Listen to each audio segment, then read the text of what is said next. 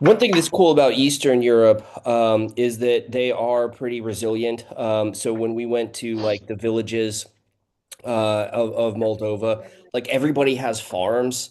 Or I guess like a farm is kind of a strong word. It's like, you've been to Europe, so you understand. Like if you have a backyard, it's filled with all kinds of Yeah, yeah. greens and things like that. No, People no, have no. I get all chickens. that. I'm talking Yeah. about the flights in general, and as we've discussed on this program numerous times, Yep. like I said, I got a friend in Japan who he was supposed to come to the States next week. That was canceled. And then two friends in Thailand. The friends in Thailand literally can't get out of Thailand. They've been trying to for about a month now, and they Mhm. just can't. They can't get out. Like there's literally no flights because Yep. of the jet fuel shortage. So all I'm trying to say is like as we've discussed on this program, like the the shortages, those aren't going to end anytime soon, and that's proven to bear out. You know Yep. what I mean? So what I'm just trying to say is, yeah, I mean, you could chill there for a while, but like we said, this is a shift. This is a structural shift Right. within the energy regime. In, Mhm. in complexity science, we talk about regimes all the time. The whole method ebb and flow of certain systems operate under certain regimes. This is a low fuel or limited fuel regime, and you know I'm just trying to say, like, I mean, if you want to stay there indefinitely and you can do that, that's I don't fine. mind. I mean, I'm just trying to say, like, uh I don't it's at least it's worth looking into whether or not you can get, the like, if there are shortages in wherever you are. You see what I'm Yeah, saying? no, I understand it. Yeah, I'm cool. I have pretty much all that I need, at least work wise, to keep chugging along here. So, Well, and then maybe, I don't know, if you're going to stay there indefinitely, you rent out your place. yeah, You know? that's actually the plan, to be honest. Yeah. Um, So, the plan was always to kind of go back to Eastern Europe anyway, either Hungary or here, as you know, talking to, we've been talking about that for a long time. And so yeah. So whether it's by choice or oops, I'm by cool. choice or So by force, yeah. yeah. Mhm. So yeah, I guess we could just jump into it. I haven't really been following the news too terribly much. I do remember that Trump was again kicking the can, saying that there should be some magic deal sealed on Sunday, which again is kind of in line with what we've been saying about him, stoking the markets that way. So I wouldn't be surprised if on Sunday he throws another curveball in order to kind of prop up, the markets and deflate oil prices. But it's only so long until Mr. Reality is going to drop a nice turd on that party. Well, here's what's fascinating is still, like, what's oil at today? So it was Um, 96.08 last time I checked. We could pull it up. Be a good time to get into um, yeah, get into that. So basically, yeah, uh, Brent's 106.5, WTI's at 95.39. so what I Uh, was talking about as of like this morning, we were kind of like here, we're basically fucking around a little bit, but yeah, in the 90s. And given the situation, I'm not disagreeing with you at all. I just don't see how the situation is getting any better. I did read a breaking news article that Trump was going to order the U.S. Navy to shoot down anyone laying mines in Hormuz, which, Look, Danny, you know, I'll tell you, I heard it uh, yesterday and earlier this week. I heard uh, from two Navy guys that I know. Um, the Trump the stuff that he's talking about, it's it's we have, it seems from what I've heard, we have like a Mad King scenario, No, I right? understand that, but Yeah. I'm not So the saying that, I'm stuff not that he taking it says like is at not, face value. yeah, I'm saying that yeah, that's yeah, what he's thinking. Like he understands that this is going to escalate, right? And so, the mines, we talked about that. The mines would be absolutely devastating, right? Because what are you going to do about that, right? So I think that he understands that this is going to escalate, and there's multiple vectors for escalation too. This isn't just a ground war where you're going to have some guerrillas and some insurgents and so forth. There's multiple vectors here. Mines are just one of them, right? So right. that I Hmm. wasn't taking that at face value or like, Yeah, oh, yeah, hanging on Trump's every word, but it does show you his thinking. yeah. I don't even think they've laid mines because that wouldn't, No, not yet. I if don't you think. really think about it. No, no, no. The Iranians are smart, and what they're able to do that. However, they wouldn't want to do that right now because what they would actually like is they would like a deal where they can open up Hormuz, they could get sanctions lifted. So if they lay mines down, that would be too difficult for them to then get back up on Sure, their it's like feet setting a if bear the trap war in your does. own backyard. It's not in their interest to do so at this Yeah. point. Now, if they are in like an existential, we're definitely going down, and they've said if we go down, the rest of the world economy and the United States is going to go down with us. I think that would be sort of like their last gambit, Sure. because that's sort of irreversible. You know what I That's mean? their Like their nuke, they so to they have speak, pun more cards. intended. They've got all kinds of cards they can play. You know what I mean? So that they haven't. I don't believe that they've actually laid mines. That would sort of be their last thing, the very last card that they would play. And they've been Yeah. playing the other cards quite well. I mean, they haven't even taken out the oil or desalination infrastructure in other countries, or they've got all sorts of cards they can play. So I yeah, mean, in yeah, I fairness, I would. think that they've been playing quite kindly, much like Russia has. Well, that's one thing that I wanted to make clear. What a lot of people don't understand, and it's you hear all the time from the neocons, like the largest state sponsor of terror, yada yada yada. Look, man, I I I know these people. I've worked closely with them and everything, and I know the Sunni and Shia uh difference. I've experienced it personally, and the even it's like the label that the United States has. It's like they have the label of terrorism for political expediency. I'm sure if you go back and you actually look at the number of real terror attacks on civilian infrastructures, killing civilians and stuff like that, I'd I'd bet money on, put it this It's way, the U.S. and the Israel fact that by far. That no, that no, that no, not no. that I'm not saying calculation has that been it's done. at least it's not Shia. Yeah. It's not Shia Muslims, because they take their religion very, very seriously, and they view war should be fought amongst warriors. They Mhm. actually believe in that. In fact, they believe in that so much that they're willing to absorb way more casualties than other people are. Right. But they believe in that so much, literally, it costs them lives. But they're Mhm. okay with that. They would sooner take more casualties than, quote, play dirty by attacking civilians. Yep. That's just generally how the Shia play, and that they're very serious about it. I mean, I just know, as an example, in when the United States sponsored, got Saddam Hussein to attack Iran in the Iraq-Iran war. They had at least 300,000 casualties on their side, but they just kept coming. Kept plowing. Yeah. Again, where it's like just a little bit of recent history will tell you that these people don't break. You know what I mean? They just that's not how their culture is. That's not how their war fighters are. Mhm. They in the Iran Iraq war, Saddam Hussein did all sorts of dirty tricks, killed a bunch of civilians.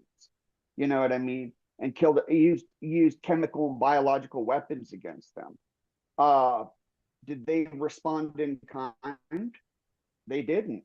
They just they fought by, they don't necessarily, they do, they understand the laws of armed conflict and everything in the Geneva Conventions, but more their morality comes from the Shia tradition. Hmm. And involving civilians in war is Yep. just a no-go Right, right. item That's a for them. no-go. So it's like when people like look when you and other people were saying, well, I expect terror attacks to happen in the United States, because of this conflict. I was like, So, no, no, no, no. well, to clarify, to That's clarify, what I explicitly says was false flag terror attacks. yeah. That was That if they me. were, I would, That was for me instance, personally. yeah, for instance, if there were quote terror attacks, I would again bet money on the fact that it wouldn't be the Iranians, that it would be a false flag Yep. in that case, because Or that's just just some not how random that's psycho. not how they operate. Yeah. And so far, So that seems to be what we've seen. We've just seen a bunch of random things, sporadic, right, just people. exactly. I'm And angry. right, right. Now the back to the markets, the what is honestly it went from I went from okay, and you're looking at the futures markets, it's still floating around 90. Here's the problem with that. I'm not sure if you could look up. I did a few days ago, looked up what actual physical delivery is. It's about 143 right now. Oh, okay. I don't know how to like. So yeah, I'd have to think about how to the delivery actual of deliverables. physicals around 140 right Okay. now. So what does that tell you? That Disparity. Yeah. there's a huge disparity between what oil, the actual physical cost of oil is in the real economy versus what the markets have priced. Sure. I Now maybe part of it is naivety and optimism. Maybe part of it is, the treasury's getting involved to artificially suppress, or maybe they've collaborated with the banks to arrange something to behind the scenes. But I here's the mean, no, problem with that is I you can do that all you want, but physical delivery is still physical delivery. yeah, that's You know what I fair. mean? And the I think that physical price is again, still high. we have, remember I told you, and I don't, as far as I know, this attitude hasn't changed. It's just like, this is transient, whatever, it'll pass. And so Hmm. we see that kind of insouciance with the markets. We're looking at the S&P right now. We're at all-time highs, bud. Mm-hmm. I set this target with Fibonacci extension 7204. We broke through 7105. That was my previous target. And we're, typically when you at least hit a all-time high after this huge rally, you do take a little bit of a correction. It's just natural. It happens. Retracement, right? Yeah, a reasonable technical retracement.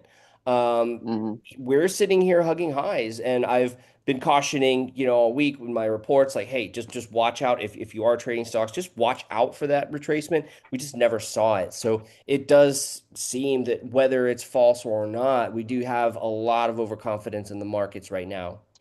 Right. Now, I can understand where if you're in the last thing the Trump administration wants, obviously, if anything, just to placate his own psychology, the last thing Trump would want, especially now when trying to deal tough with the Iranians, is for the markets to go Yeah, down, right? sure. Tremendously. Okay. That Right, if there's because he one thing wants he to will be pay attention to. at least perceived from a stance of authority and power, right?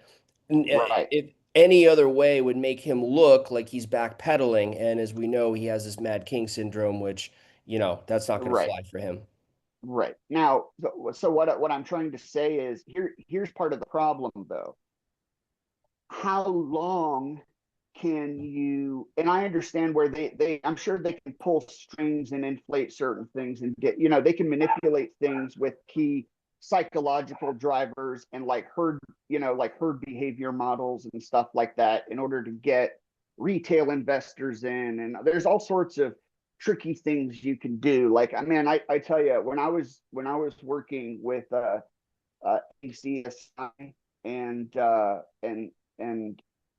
actually at that time it was the Trump administration. We were working with the Trump administration, and we were working with um all sorts of actors, let's just say. But the stuff we were talking about when it came to the pandemic and how to nudge people, we had these things called nudge units, you know what I mean, Yep. where we had not just people, but we had bots that would go into chat rooms and all sorts of subversive behind the scenes stuff to try to nudge people towards compliant behaviors when it came to the pandemic, whether it was hand washing, mask wearing. I dipped as soon as they brought the vaccines into the picture. When Yep. we started doing that covert stuff, and they brought the vaccines in, and it kind of, that's actually, I warned about that way ahead of time, uh, to Yanir and a bunch of the other people, where I was like, look, there are some people in our groups that are like, I can tell their whole goal is to get the vaccine set up. You know what I mean? Hmm. Like that's like the whole thing that they were driving towards. And I was like, and I kept on pulling me aside and being like, hey, shh, don't don't start anything. You know what I mean? Like, don't. Everyone was, I don't know. Yeah, I'm one of those people where if I see something that's afoot and I disagree with it, I just, I have to Yeah, you point got it to say out. something. If you And then, see yeah, something, and then say then something. repeatedly, they kept pulling me aside, be like, look, we can't deal with that issue right now. The vaccine's not going to be here for a long time, XYZ. Let's worry about this other stuff. And it was, but what I'm trying to say is, fairly recently, and like I said, like, I started getting the deja vu thing, where people are walking around like there's nothing serious going on, but I know, it's one of those things where you already saw the detonation, or you already heard the earthquake, or of the earthquake, and you're just waiting for the tsunami to show up. Yeah, You know what I mean? sure. And people being complacent and everything else like that, it got the same deja vu from uh, from the pandemic period.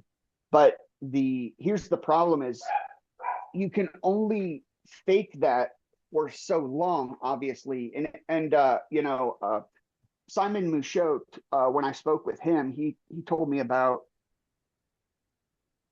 um, all the research that had been done showing the 2008 financial crisis was actually caused due to a spike in oil price. I'm not sure how long that lag was. Maybe Well, it's I worth looking certainly into. to attribute it as a singular cause, I think is a bit audacious. I'm sure it was a contributing factor, though, for sure. No, no, no. What I'm trying to say is, it's not how I want to say. The system.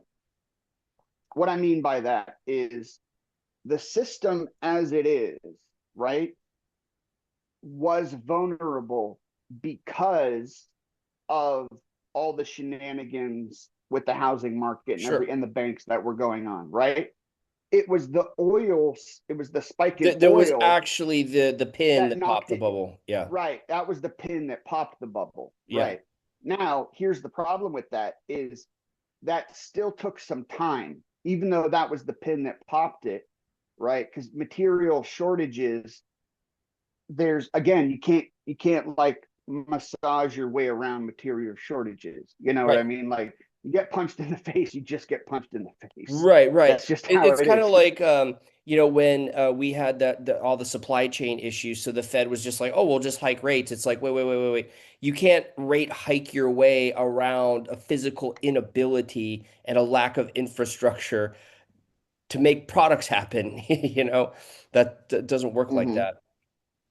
Right. So my question is that, how the what it'd be worth looking into is, how long did how long was that oil, that So small oil typically, shock? How long in was that before 2008 happened? You know So, what I so I mean? Like, do know with 2008, there were defaults in debts that were owed that actually was like anatomically the thing that really caused everything to crash, right? So you can inflate and roll over only so long until actual interest payments need to be paid. And I believe those are done quarterly. I'll have to fact check that. So I'm not sure when that date would be.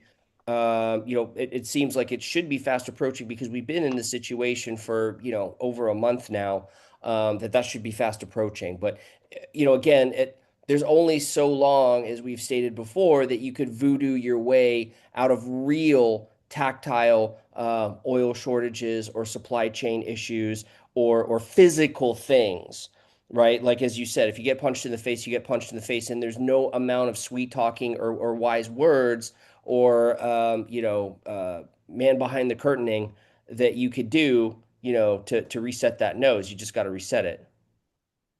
right. Okay, so here's the trick. All right, oil eh, before 2008, oil prices spiked to 147. Okay, 60 days after that is when the uh, the stock market began to fall. Now, Hmm. here's the tricky part. Because of the Fed intervention and government intervention and everything, they they sort of have I mean, you know this as well. They have crisis teams and Yep. protection Plunge teams protection in team, now sure. to stop a repeat of that. So Or they'll just shut the it's markets likely off. it's right. It's likely going to it's likely it won't take 60 days necessarily. My guess would be right around with the math that I did in the scenarios that I ran. Um, what did I say? It was around month 3, right? Mhm. It was key between months 3 and 6 after the war started, where you can no longer extend and pretend. It's Yeah. just the physical shortages. And for instance, when I did all the math uh, related to Taiwan and chip manufacture in particular, after a 6 month period, they won't deliveries of chips just can't do that anymore. Yeah. Now, what's interesting is I ran that scenario only with oil and natural gas. I didn't run that scenario with all of the other things that are necessary, like the sulfuric acid and the helium and all those other things, right? Which actually further speed up that timeline or Mhm. draw it back. So after month 3, so I originally had forecast 3 to 6, but it's going to have to be shorter than that because there are constituent things with Yeah, and manufacture like necessary for you also have to chips understand that there's issues in the options markets too. Like so if I'm American Airlines and I have a bunch of options contracts to buy oil at say, $80 or whatever, those things come due and I want to cash in on those, but there's no oil around, then you're going to start to see that's when the Pied Piper's here. and you're talking about oil price specifically, Yeah, correct? well, specifically just oil in general, right? Because these contracts aren't here, just for our health. I mean, they're here for they serve very important purposes in actual real the real economy. So one of which is to Right. secure oil prices, at certain, at a good price in advance. It's the lifeblood Right. of any transportation company is having a good option strategy, for that, for these types of contingencies, right? So the moment, and these options contracts, options and futures for normies like us, it's cash settled, right? Which means, okay, if I bought at this price, it go, number go up, I sell, I get that difference. Duh, right? Like just any other thing. But these things are real, right? So if I'm a transportation company, that amounts to me getting every lot is 100,000 barrels of oil, right? So if I have, that, and I'm doing that for my company, right? And those barrels of oil aren't there, then I think that that's going to be the catalyst. Oh, okay. And that's a huge problem too, because like here's my concern too. With West Texas Intermediate being as low as it is, but deliveries being so high for crude, does that mean that the United States is selling at those future prices? Because we're pissing away really like respectively low cost. We're pissing away that oil. Then we're selling it off at super low prices like that. I Ooh, that's super unsettling. You know what I mean? Like Right. if I looking at things the way I would have already put export bans on, on course. Yeah, we talked For, about that, that export bans would be a good idea, especially like, as I've said many times before, with our, the U.S. infrastructure, we compete with Saudi for number one oil producing nation in the world. It goes back and forth between the U.S. and Saudi. The issue is we consume twice as much as we produce, right? So right, if on top of that we're exporting, that's just a very bad situation to be in. right. And I would like to think that there are people in the Trump administration, telling him all of this stuff, but I'd have zero confidence in that now. No, I think And just from what I've gathered, I don't have anybody in there, but just from what I've been trying to gather from, what I've seen, it seems like it's just it's like herding cats. Like nobody really has any kind of coherent plan or thought, and the ones that do, go the way of Joe Kent, or get hung right. out to dry. So yeah, I don't think that we say we don't really know what's going on. I think that they have even probably less of a clue. Yeah, you're right because they don't actually have to pay for anything. Yeah, yeah, and they're probably all of their information is likely curated Well, and exactly. so That forth. was So, that's a good point about the paying for stuff, but I think that they get their I think it's more along the lines that they get their stuff from curated political slanted feeds, such that hmm it's so tainted, I guess, that it would be really hard to get a barometer on anything, and everybody's probably getting from a different source. It depends who you work for and who your team is, so to speak. I'm willing to bet it's just a big fucking mess. And it yeah, makes tactile decisions very, very difficult to actually, concretely resolve. which again is which is why open source intel is so important. I mean, I it's mean like, that hey, look. that's what I do. I mean, if I'll take a moment to plug my news service, kovachtech.com. But basically Mhm. it's drawing from as many personally curated sources as I can. It's just RSS feeds that, you see for yourself, right? Like I could present to you the news and you make the decision yourself. I'm not that this is we've talked about this, but it's good to vocalize is like if you see like one thing, it's like okay, that's a data point. If you see two, that's another data point. If it starts to become like three, four, and five, well, all of a sudden now we have It's a a pattern, pattern. right? And not only Hmm. that, but you could kind of look for commonalities, do that Venn diagram kind of thing. And so I never go by just one news source. I think that you'd be remiss to do so if that's like your thing. So, I have sources like, investing.com, Market Watch, and of course, yeah, sometimes the random dude on Twitter actually does know what he's talking about. Not often, but when that aligns, Hmm. with other sources and you have influencers and so forth who are actually dedicated and essentially citizen journalists, I'd throw those into the pile as well.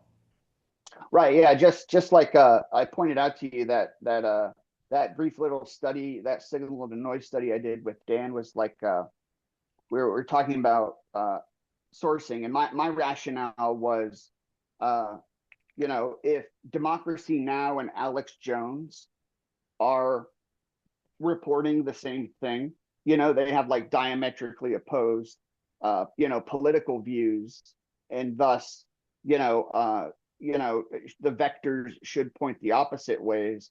But when there is that Venn diagram overlap, that tells you that there Funny, has to be an element of truth within funny you that should story. mention. Did you see Right. Cenk Uygur from the Young Turks was on Tucker Carlson a few months ago, or maybe a few weeks ago? Mm-mm. Now, No, I didn't. Mm-mm. this is a guy who I absolutely could not stand. Like everything out of that guy's mouth, I was just like, shut up, dude. And I saw him on Tucker, and I'm like, that's fire. Like he's really coming out Mm-hmm. and speaking all about the situation in Iran and Gaza. And it's like, I have long kind of said this that this could actually be the unifying situation, although I wish it was something else, but the unifying situation between the right and left, because Cenk is basically the Tucker Carlson of the left, right? So if those two, bosses, so to speak, can come and sit down, and have a chat and have it be actually successful and productive, I think that's a great sign. Right. That's a silver lining to Mm-hmm. all this. Yeah. Anytime you can have that sort of overlap to build bridges, that's a good thing. Yeah, and one It's thing I it. had to interject is I remember when you and I were in high school, we had, there were some kids that were on Republican, some kids that were Democrat. We kind of joke about it and, make fun of each other about it. It was good-hearted, it was lighthearted. You could have a conversation. There was just that period, I'd say starting maybe a little after 2014, got hyper extended during COVID, like exponentially during COVID. So 2020 until basically now was just like, I mean, there was not only no dialogue, it was like almost, it was not even almost, it was threatening to do so, right? However, now I see that there's some cross-pollination between similar ideas. Like, hmm, as crazy liberal, purple-haired, nose-ringed as you could be, genocide is still generally looked upon as bad, right? Yeah. Versus, however, right wing, stuffy, blue suit, chart looking guy. Genocide still bad, right? Nuclear war, not good, not good because it Mm-hmm. affects you, right? So the moment you start seeing those type of things, which we are, I think that, hopefully at least the silver lining to this is we might actually start to see some dialogue. Did you hear about the I can't say I'm necessarily surprised, but it would follow with what I told you about the Trump resorting to the nuclear button I with heard, Iran. yes, I did see that. There's a couple different things there. First of all, there was the Project Veritas with the guy. Did you see that? There was also basically I forgot who exactly it was. I'll have to fact check, but basically that he hid the football from Trump. Did you hear that? No, well, apparently, yeah. Dan Kane, uh, from what I gather, Trump was actually trying when we started running out of Tomahawk missiles, which is sort of like the asset we use the most of largely with strategic strikes. Trump started asking Kane about, like, hey, if we were to use nukes, what would we hit? And basically started going down because Going down he that was path. probably looking at some of the same numbers that I was looking at our arsenal and Hmm. realizing that, like, oh shit, like our arsenals are super depleted, which is a big thing that we've been flagging for the longest Yeah. time with the United States defense infrastructure. There's going to have to be a massive rebuild at some point. I just hope that the Yep. money is invested wisely. But Trump started going down that path, and uh, Kane just flat out, apparently, he was as diplomatic as he could be, but just told him, like, no, we're Yeah. like, It's not going to our happen. nuclear doctrine, I legally can't, like, if you give the order to, and that's one thing that I told you that I do have confidence in still, thank God. Now, to be fair, at least the United States Air Force, granted, when I was on active duty, we did lose 38 nuclear missiles for a while. Yeah, I remember that. Right. Whoops. And I told you that story about I was in tech school and there was a hotline number on these flyers that they had at Shepherd Air Force Base. If you Do you Yep. have any idea where our nuclear missiles are? Yeah, it's like on a milk Call carton. this Have you number. seen me? It's like those Right, public service announcements. right, It's 12 a.m. Do you know where your nukes are? right. Exactly. It's like, or like it's a lost puppy or Yeah. something. Like, have you Yeah, seen yeah, our yeah. They nukes? have They have little his those little slits where you tear off and it has the number. number. No, there was actually a number, and like I was like, what the? They're asking us where like I just got here and we're already Yeah. misplacing nukes. Well, I got But to wrap up soon. So is there real but quick, is there to any be fair, they did fire that whole command.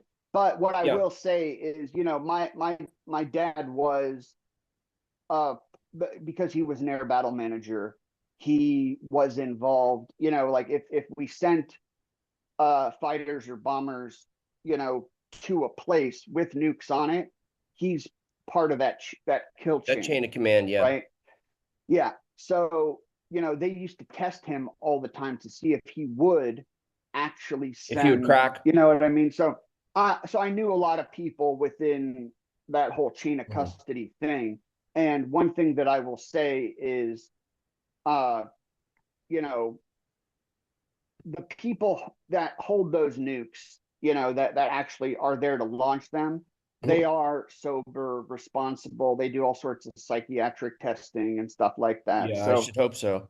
so yeah, so likely the U.S. military, most likely Yeah. they're not going to do something outrageous like that. They'll actually say no. That's a good But that's a good yeah, that's a good it's a good thing. statement to close on. Anything else before we wrap up? Uh, no, I'll do the math for next time for to see those futures contracts when they're likely to go up, Yeah, I could look into that because too. physical shortages have already arrived in the United States and elsewhere, and we still import millions of barrels of oil due to our consumption patterns. So there, this will go up and to the right. The only question is when. Yep. I uh definitely agree. so yeah, Awesome. that's it. All right, till next All time. right. Yep. Take Okay, care. bye bye. Bye-bye.